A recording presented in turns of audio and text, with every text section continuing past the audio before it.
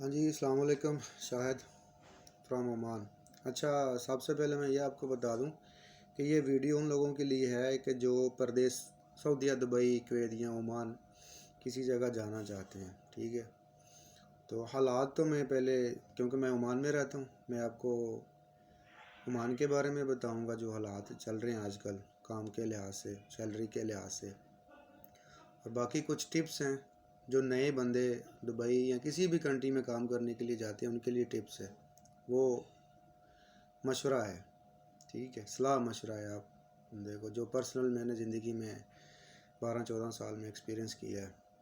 ठीक है, तो वो कुछ ऐसी चीज़ें हैं जो मतलब आपको, बंदे को, कोई भी बंदा जो नुकसान उठा के या खुद 1-2 साल जलील होने के बाद उसको जिस चीज़ें समझ में आती है वो मैं आप लोगों को यहाँ बता देता हूँ। तो सबसे पहले जिन लोगों ने कमेंट किए हैं उनके जवाब है कि जो वीज़ों की तलाश में है। ठीक है, हैवी ड्राइवर का वीज़ों को भी बंदों ने पूछे हैं। उसके बाद इलेक्ट्रीशियन का, ये वो मेरे साथ व्हाट्सअप, मेरा नंबर है व्हाट्सअप का उधर।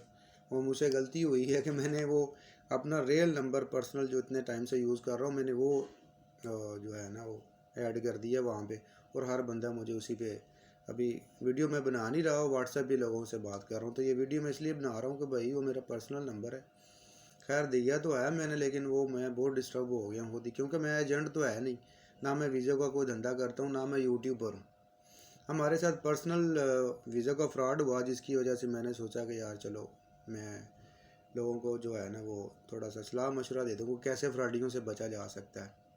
तो एक हाल तो खैर हुकूमत ने खुद निकाल दिया कि वीज़े की एक नई शक्ल बना दी है तस्वीर के साथ ना, वो ऑनलाइन हो गया। तो वो एक मार तो उनको पड़ गई है जो फ्रॉड करते थे वीज़ों का। बाकी बची उनके जो नए नए तरीक़ेकार हैं। तो मेरे भाई मैं थोड़ा जल्दी जल्दी बता दूं ताकि वीडियो, लंबी वीडियो नहीं लोग पसंद करते, ना देखते हैं। तो खैर ये है कि भाई वीज़ा 2 साल का ही होता है। ठीक है, पाकिस्तान में हो या बंगला में, कहीं भी जो नए बंदे को ये चीज़ बताई जाती है आज़ाद वीज़ा।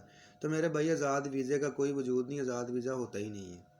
ठीक है, गवर्नमेंट आज़ाद वीज़े इशू नहीं करती, वो यूरोप में होते हैं, जहाँ मर्जी आप काम करो, मजदूरी ले लो। अरब कंट्री में किसी भी जगह पे आपको आज़ाद वीज़ा नहीं होता, ये है ही नहीं, ये झूठ है सरासर।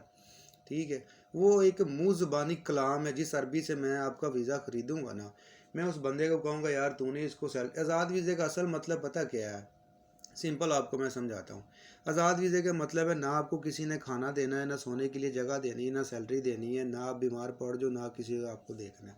आप अपने पेट का, अपने सोने का, छत, दुनिया की हर चीज़ आप खुद मसूल उस चीज़ के। आप यहाँ पे आ गए, आपको वीज़ा लगवा के 2 साल का आपके हाथ दिया जाएगा। उसके बाद आपको खाना किसी ने नहीं देना, सोने के लिए जगह किसी ने नहीं देनी। जहाँ भी आपने जो कुछ भी अपनी ज़िंदगी के लिए आपको चाहिए, आपको खुद अरेंज करना पड़ेगा। ठीक है, तो मेरे भाई आज़ाद वीज़े का ये मतलब है कि आपका कोई मसूल नहीं है। आप अपने आप के खुद मसूल हो। ना आपको कहीं काम कोई दिला के देगा, ना आपको खाने को कोई देगा, ना सोने के लिए जगह देगा, कुछ नहीं आपको मिलने वाला। उसका मतलब है आज़ाद। और मेरी नज़र में वो अजाब है। जिसको दुनिया आज़ाद वीज़ा कहती है, मेरी नज़र में वो अजाब है, अगर उसको कोई सपोर्ट करने वाला नहीं। आज़ाद वीज़े का उस बंदे को फ़ायदा है, बेनिफिट उठा सकता है कि जिसका चाचा, मामा, यार, दोस्त कोई बंदा है जो उसको रिसीव करने वाला है, सपोर्ट करने वाला है, 4 दिन आया है, उसको खाना खिलाने वाला है, बीमार हो जाए दवाई लेके देने वाला है, रूम में फ्री रखने वाला है। उस बंदे को आज़ाद वीज़े की सहूलत जो है ना वो मिले तो वो उसके लिए फ़ायदेमंद हो सकती है। लेकिन एक बेचारा गरीब आदमी नया बंदा है, ठीक है, उसका कोई रिश्तेदार भी नहीं है, जानने वाला नहीं है, सपोर्ट करने वाला भी नहीं है, वो आज़ाद वीज़े पे अगर यहाँ पे आ जाता है, ठीक है, तो वो ज़लील ख्वार है। इतने पैसे तो किसी के पास होते नहीं कि 6 महीने 4 महीने वेला बैठ के तो वो बंदा खुद अपनी जेब से खा पी ले। ठीक है, सॉरी वीडियो थोड़ी लंबी हो जाएगी, लेकिन बात बड़ी ज़रूरी है, क्योंकि मैं यूट्यूबर तो हूँ नहीं जो डेली डेली जो मैं वीडियो डालता रहता हूँ। ठीक है, तो मेरे भाई आजकल के जो हालात चल रहे हैं ना ओमान के ख़ास तौर के, तो उसके लिए तो मैं यही सब लोगों को मशवरा दूंगा कि यार सैलरी बेशक कम मिल जाए आपको, आप कोशिश करें कि आपको कोई बंदा काम की ज़िम्मेदारी लेता हो। ठीक है, सेम सेम वीज़ा इसको बोला जाता है कि आपको जिस चीज़ कंपनी का वीज़ा मिले ना, ठीक है, उसमें आपको काम भी मिले। बेशक आपको 100 रियाल जो मिनिमम सैलरी होती है ना, जो बंदा सेम सेम जगह पे रखते हैं किसी भी काम में, वेल्डर, कारपेंटर, कोई भी कंपनी वाला, कोई भी दुकान वाला आपको सेम सेम वीज़ा देता है, साथ में आपको 100 रियाल सैलरी ऑफ़र करता है, 90 रियाल सैलरी ऑफ़र करता है। ठीक है, तो वो लगभग आजकल 500, अभी मैं देख रहा था रेट 575 रुपये 1 रियाल के। और ये भी चीज़ आपको मैं क्लियर कर दूं कि वीज़े पहले से सस्ते हैं, लेकिन हमारी पाकिस्तान करेंसी इतनी डाउन हो गई है, डॉलर इतना ऊपर हो गया, जिसकी वजह से यहाँ पे रेट कम होने की वजह के बावजूद भी पाकिस्तान के लिए वीज़ा महंगा पड़ रहा है, यानी कि 3.5-4 लाख रुपए। उसमें भी वीज़ों की कैटेगरी, सारे वीज़े एक जैसे नहीं हैं। ठीक है, तो ये बात तो क्लियर होगी कि जो बंदा आज़ाद वीज़े पे आएगा उसको क्या, आज़ाद वीज़े का मतलब मैंने आपको क्लियर कर दिया कि भाई आपको कुछ नहीं मिलेगा, किसी किस्म की सहूलत नहीं आपको मिलनी, ना खाना, ना पीना, ना सोने के लिए जगह, ना मेडिकल ट्रीटमेंट, कुछ नहीं होना आपके साथ। आपकी जेब में पैसे होने चाहिए। आज़ाद वीज़ा पर बंदा वो आए कि जिसकी जेब में कम से कम 60 से 70 हज़ार रुपया, 80 हज़ार रुपया वो अपनी पॉकेट में लेके आए साथ, ताकि काम ढूंढने तक, काम मिलने तक वो खा सके इज़्ज़त से, सो सके किसी के रूम में इज़्ज़त से। ठीक है ना। तो कंपनी के जो सेम सेम वीज़े होते हैं वो तो आप डायरेक्ट आओगे, आपका वीज़ा भी लग जाएगा, आपको काम भी मिल जाएगा, खाना भी। हाँ, उसमें सैलरी बहुत कम होती है, लेकिन उसका फ़ायदा सबसे बड़ा ये है कि आते सार आपको सैलरी स्टार्ट है, खाना मिल रहा है, सोने के लिए जगह मिल रही है। तो आप 2 साल कम कमा लो, थोड़ा बचत कर लो, लेकिन उससे क्या होगा कि 2 साल आपको जब आसरा मिल जाएगा ना, खाने के लिए पेट में खाना मिलेगा, सोने के लिए जगह मिलेगी, घर पाकिस्तान भेजने के लिए या किसी भी मुल्क से जो भी बंदा, जिसको मेरी बात समझ आ रही है, इंडिया का या बांग्लादेश का, तो उसको 20-25-30 हज़ार रुपया पाकिस्तान भेज भी सकता है यहाँ पे अपना कुछ पॉकेट मनी रखने के बाद भी। ठीक है, बाकी रही रात वीज़ों वाले बंदे की बात, तो वो भाई अपना खर्चा पानी खुद लेके आए, यहाँ कोई किसी का नहीं। ठीक है, माँ बाप के सिवा रोटी फ्री कोई नहीं देता, कोई घर के नीचे नहीं सुलाता, ना कोई यार दोस्त, ना कोई भाई, यहाँ कोई कुछ नहीं है, अपना आप ही है। आपका दोस्त यहाँ पे परदेश पे आके सिर्फ पैसा है, उसके अलावा आपका दोस्त कोई नहीं होगा। ठीक है ना। तो मेरे भाई, मैं तो ये मशवरा दूंगा कि जिनको सपोर्ट करने वाले हैं कोई, वो बेशक आज़ाद वीज़े पे आ जाए, उसके लिए कोई मुश्किल नहीं है। आज़ाद वीज़े का असली गवर्नमेंट जो है वो इशू नहीं करती, कानून नहीं है, ना ओमान में ना किसी और कंट्री में। ठीक है ना। वो एक अरबी के साथ हम पहले बात कर लेते हैं, जी हमारा बंदा आएगा तो वो काम जिधर मर्जी करे, तो उसका कोई मसूल नहीं है, तो उन्हें सैलरी नहीं देनी, कुछ नहीं देनी। और वो भी ऐसे करते हैं, वो भी वीज़ा निकाल के बेचते हैं, काम उनके पास होता नहीं। ठीक है, 2 साल का वीज़ा। हाँ, और दूसरी बात, वीज़े को जो रेट होते हैं ना, हर बंदे ने, जी 3.5 लाख का ले लो वीज़ा, 4.5 लाख का ले लो, 5 लाख का आज़ाद वीज़ा ले लो। तो मेरे भाई हर वीज़ा 2 साल का ही है। आप मैकेनिक हो, आप वेल्डर हो, और कारपेंटर हो, आप बकरियां चरा रहे हो, ऊँट चरा रहे हो, क्या कर रहे हो। ठीक है, तो वीज़ा लेते वक्त बंदे से पूछना चाहिए कि मुझे किस चीज़ का वीज़ा मिल रहा है। आप जिस काम के हुनरमंद हो, अगर आपको वेल्डिंग का काम आता है तो आप वेल्डिंग का वीज़ा ख़रीदो। आपको कुछ सस्ता दे रहा है या 50 हज़ार 20 हज़ार महंगा दे रहा है, जिस काम के आप हुनरमंद हो आप वो वीज़ा ख़रीदो, वो लो, ताकि जब यहाँ पे आप आओगे तो जैसे पाकिस्तान शनाख्ती कार्ड के ऊपर हर चीज़ मेंशन है ना, ये जाट है, ये बट है, ये मलक है, ये राई है, फलाना है, इसी तरह जब आप यहाँ पे आओगे तो आपका जब वीज़ा बनेगा, एक सेम आईडी कार्ड, चिप वाला शनाख्ती कार्ड है पाकिस्तान का, सेम वैसा ही आईडी कार्ड आपको मिलेगा, और उसके ऊपर मेंशन किया जाएगा, लिखा जाएगा कि ये बंदा ओमान में क्या लेने के लिए आया है, इसका काम क्या है यहाँ पे। ठीक है, तो जो जिस काम के लिहाज से आप आओगे, आपका रुतबा वही है, आपको इज़्ज़त एहतराम वही मिलने वाला है। अगर मैं आपको एक वीज़ा, मतलब आपको एक वो बंदा, या मैं, या कोई भी आपको एक वीज़ा आपको चाहिए 2 साल का, मैं आपको ऊँट चराने वाला वीज़ा दे देता हूँ। ठीक है, उस वीज़े की डिमांड ही कोई नहीं है, उसकी क्या, आप खुद सोचो कि मैं, अगर आपके वीज़े के ऊपर लिखा हुआ कि ये बंदा यहाँ पे ऊँट चराने आया है या बकरियाँ चराने आया है, तो उस वीज़े की क्या वैल्यू होगी। आप सिम कार्ड लेने जाते हो, बैंक कार्ड में जाते हो, बैंक कार्ड अकाउंट खुलवाने के लिए जाते हो, पैसे घर भेजने के लिए जाते हो, हर जगह पे आपका वीज़ा आपको शो करना पड़ेगा। वो आपकी शख्सियत है, वो पताके का नाम है पताका शख्सिया। ठीक है, वो आपकी शख्सियत बन जाता है। आई बात समझ में। तो इसीलिए आप अपना जो प्रोफेशनल जो काम करते हो, हर तरह के वीज़े मिलते हैं, हर तरह के वीज़े, हर तरह के वीज़े की रेट भी अलग अलग है। ठीक है, तो आप कभी भी ये सोच के जी 2 साल का वीज़ा हो जी, फलां बंदा तो मुझे 4 लाख का दे रहा था 2 साल का वीज़ा, अब ये मुझे 3.5 लाख का कह रहा है, वो मुझे 4 लाख का और वो 2.5 लाख का कह रहा है। तो मेरे भाई वीज़ों की फ़ीस भी अलग है, वीज़ों का इज़्ज़त एहतराम भी अलग है। एक बंदे के वीज़े पे लिखा हुआ है डीजल मैकेनिक, एक के लिखा हुआ है पेट्रोल मैकेनिक, एक के वीज़े के ऊपर लिखा हुआ है हैवी ड्राइवर, एक के वीज़े के ऊपर लिखा हुआ है बड़ी गाड़ियों का मैकेनिक है, डीजल बड़ी गाड़ियों का मैकेनिक है। एक वीज़े पे ऊपर लिखा है जी पेट्रोल गाड़ी का मैकेनिक है। एक वीज़ा पे लिखा इलेक्ट्रिशियन है गाड़ियों का।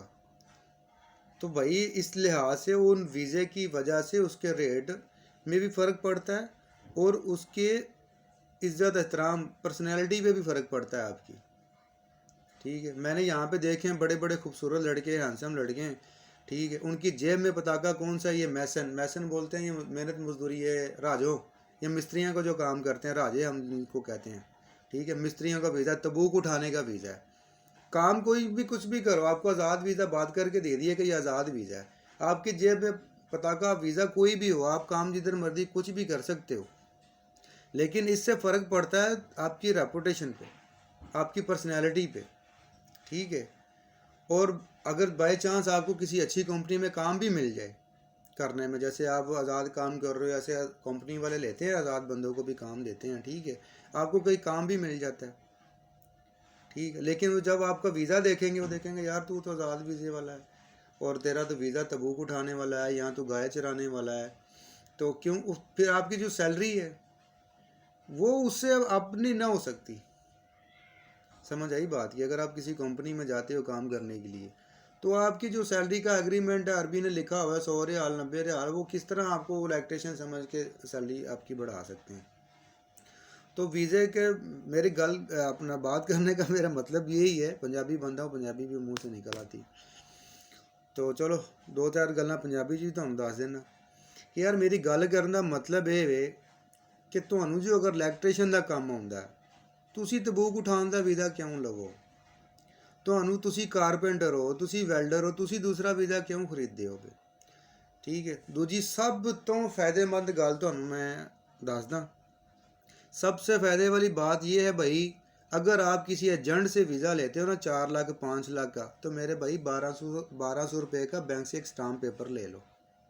ठीक है, वो आपको गारंटी दे रहा है ये आज़ाद वीज़ा है या कंपनी का जो भी आपको वो ऑफ़र कर रहा है, जो आपको पसंद आ रही है, जी मैं बाहर जा रहा हूँ, वो एजेंट ने मुझे कहा आपको ये कंपनी का वीज़ा है, आपको इतनी सैलरी मिलेगी, खाना मिलेगा, अकोमोडेशन मिलेगी, सोने के लिए सब कुछ मिलेगा, जो वो ऑफ़र आपको दे रहा है, जो आपसे इत्तेफाक कर रहा है, जो आपसे बात कर रहा है उस वीज़े की, ठीक है, 1200 का एक स्टाम्प लो, उसको बोलो ठीक है यहाँ पे लिख के दे दो कि मुझे इतनी सैलरी मिलेगी, खाना मिलेगा, रूम मिलेगा, जो तू मुझे कह रहा है कि ये सहूलतें मुझे मिलेगी वहाँ पे, ये 1200 का स्टाम्प बैंक से लेके उस पर लिखवा लो। अगर ये चीज़ें मुझे वहाँ पे मैसर नहीं होती तो मेरे वीज़े के पैसे विद टिकट मेरा जितना लॉस होगा, जितना नुकसान होगा, उसका ज़िम्मेदार तू है, और वो पैसे हमें तू विद कैश देगा, किस्तों में वापस नहीं करेगा। ठीक है, 4 लाख 5 लाख 3 लाख का वीज़ा लेना है तो 1200 का एक स्टाम्प पेपर भी ले लो, क्या फ़र्क पड़ता है, एजेंट से वो कर लो, किसी यार दोस्त है या रिश्तेदार से वीज़ा लेते तो वो आप भी निबड़ सकते हो। ठीक है, बंदा ठीक है जी तूने मुझसे फ्रॉड किया, उनसे बंदा बातचीत कर सकता है, लेकिन ये जो एजेंट होते हैं, एजेंट है, इनसे बंदा निबड़ नहीं सकता, इनके पास बड़े रास्ते हैं, इनको फंसाने का या इनसे सच्ची बात उगलाने का एक ही तरीका है, स्टाम्प पेपर लो बैंक से, वहाँ पे उस बंदे से स्टाम्प करवा लो कि तू मुझे वीज़ा दे रहा है इतने का वीज़ा, और ये मुझे तू सहूलतें जो वहाँ पे मिलेगी वो तू यहाँ पे मेंशन कर। अगर ये सारी चीज़ें सच साबित नहीं होती, मुझे तनख्वाह नहीं मिलती, सैलरी नहीं मिलती, खाना नहीं मिलता, कुछ नहीं मिलता, इसका मसूल तू है, मैं रिटर्न आऊँगा, जो मैं रिटर्न टिकट लेके भी आऊँगा उसका भी मसूल तू है। ठीक है, इस तरह के एग्रीमेंट कर लो उसके साथ। देखो अगर तो वो बंदा सच्चा हुआ तो वो एग्रीमेंट करेगा, अगर तो वो आपके साथ फ्रॉड कर रहा है तो आपके साथ एग्रीमेंट नहीं करेगा।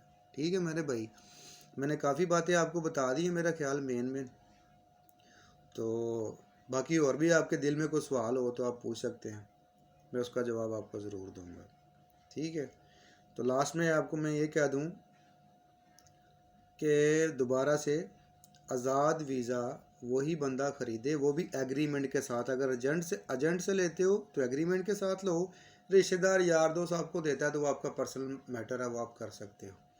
आज़ाद वीज़ा वही बंदा खरीदे जिनको कुछ सपोर्ट करने वाला है, या फिर वो अपनी जेब में 1 लाख रुपया नहीं तो कम से कम 50,000 60,000 रुपया साथ जेब में डाल के लेके आए यहाँ पे, यानी कि 100 रियाल ओमानी। मैं आपको सीधी बात बता दूँ शॉर्टकट में, यानी कि 100 रियाल ओमानी जब आप पाकिस्तान से आ रहे हो, बंगला से आ रहे हो, आज़ाद वीज़े पे आपको सपोर्ट करने वाला अगर कोई नहीं है ना, करता कोई भी नहीं है, ये भी मैं आपको बात बता दूँ। यार दोस्त आपको 1 दिन 2 दिन 4 दिन खाना खिलाएगा, इससे ज़्यादा नहीं। हर बंदा बुरा भी नहीं, हर बंदा अच्छा भी नहीं, लेकिन औसतन जो है ना कोई बंदा साथ नहीं देता, क्योंकि हर बंदा मजबूर है जानबूझ को। कुछ लोग जानबूझ के भी कंजूसी कर लेते हैं या पीठ दिखा देते हैं, तो ज़्यादातर लोग खुद मजबूर होते हैं। तो मेरा भाई मशवरा तो यही है, बेशक आज़ाद आओ या कंपनी पे आओ, कम से कम 100 रियाल आपकी जेब में होना चाहिए। आप ओमान में आओ या किसी दूसरी कंट्री में जाओ, क्योंकि अना इंसान की सबसे बड़ी कीमती चीज़ होती है। अगर जेब में दुनिया की हर चीज़ के बगैर इंसान का गुजारा है, ये पेट खाली नहीं रख सकता बंदा, इसके बगैर गुजारा नहीं है। ये मांगता है, इसको डालना ही पड़ता है। जब जेब में कुछ नहीं होगा तो हाथ से करना पड़ेगा, किसी का तरला मिद करना पड़ेगा, आजज़ होना पड़ेगा, अपनी अना को ख़त्म करना पड़ेगा। यार प्लीज़ मुझे रूम में रख ले, यार प्लीज़ मुझे खाना खिला दे, या मैं तुझे कल पैसे दे दूंगा, या मुझे कहीं होटल पे मेरा महीने पे खा, यानी कि तरला मिनट, अपनी इज़्ज़त अना गई। तो जिधर 3 4 50 4 लाख 5 लाख वीज़े का देना ना मेरे भाई, तो 50 60 हज़ार रुपये और उठा के जेब में डाल के आओ, ताकि यहाँ पे अगर महीना दो आपको काम नहीं ना मिलता तो इज़्ज़त से बैठ के खाओ, इज़्ज़त से किसी के रूम में रहो, किसी के बर्तन ना मांजो, किसी के कपड़े ना धो, किसी के रूम की सफाई ना करो, अपनी इज़्ज़त व नफ्स का सौदा ना करो। ठीक है ना। सारी ज़िंदगी बंदा नज़रें नहीं उठा सकता उन लोगों के पास, जब बंदा नया आता है तो उनके बर्तन साफ़ करता है, उसके रूम सफाई करता है, मीठा मीठा बन के उनके पास रहता है, तो अपनी इज़्ज़त व नफ्स का इंसान सौदा करता है। ठीक है ना। तो वीज़ा के लिए पैसे हैं ना, तो 100 रियाल कम से कम जेब में डाल के आओ। और ये दुबई के लिए 1000 है दिरहम, सऊदी के लिए भी 1000 है। ठीक है। इतने पैसे 50 60 हज़ार 70 हज़ार रुपया अपनी पकड़ में डाल के प्रदेश में जाओ, खाली हाथ मत जाओ। बाकी आपके मन दिल में और भी किसी को कोई सवाल जवाब है तो मुझसे पूछ सकता है।